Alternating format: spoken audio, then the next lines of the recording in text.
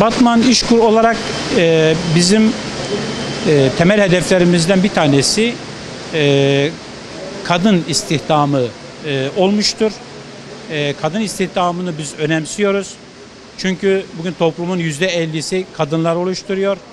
O zaman kadının iş gücüne katılım oranını da önemsiyoruz. Kalkınma, üretim, yatırım varsa kadının da burada olması gerektiğine inanıyoruz. Dolayısıyla Batman İşkur olarak biz bugüne kadar yaptığımız çalışmalarla 10 yıl içerisinde 40 binin üzerinde kadınımız bizim İşkur'un aktif hizmetlerinden yararlanmış ve bunların %48.5'i yani %50'ye yakını, bu yüksek bir oran, işe yerleştirilmiş. Tekstil sektörü, hizmet sektörü, sağlık sektörü başta olmak üzere birçok alanda istihdamları sağlanmıştır. Artık Batman'da kadının evinde oturup veya sadece tarım sektöründe veya başka sektörlerde pasif bir şekilde durduğunu söyleyemiyoruz. Çünkü gerçekten de bugün Batman kadını çalışkan bir şekilde vardiyeli sistemlerde çalışıyor, üretimde, marketlerde çalışıyor, sağlık sektöründe çalışıyor. Tekstil sektöründe şu anda 14 binin üzerinde kadın istihdamı gerçekleşmiş durumda. Yaklaşık bu sektörde 30 binin üzerinde insanımız çalışırken %50'sine yakını kadın teşkil ediyor. Bu sektörün burada güç kazanması tabii ki işte burada şu anda %98 oranında kadınımız çalışıyor makinelerin başında. Ki bir konfeksiyon makinesi değil bunlar, kumaş fabrikası. Buna rağmen kadınlar tercih etti.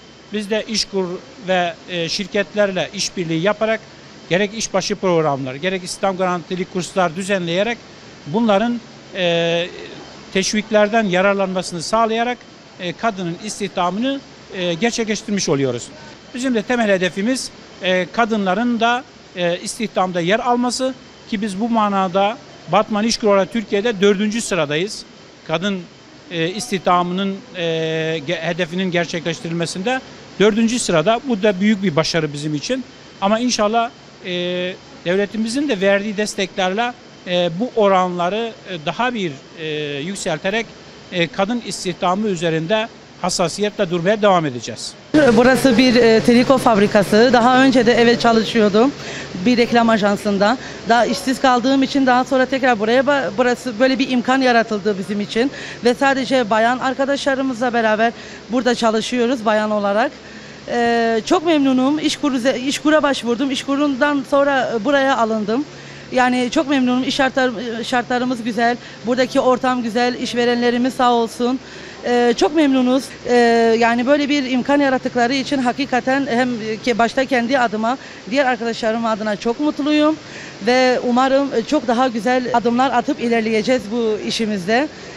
Bundan yani gayet buna inanıyorum ve memnunum. Böyle bu şekilde çalışmaya devam ediyoruz. Herkes için hayırlı uğurlu olsun.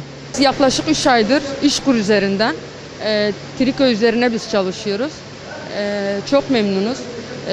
Artı devletin bütün imkanlarından da yararlanıyoruz.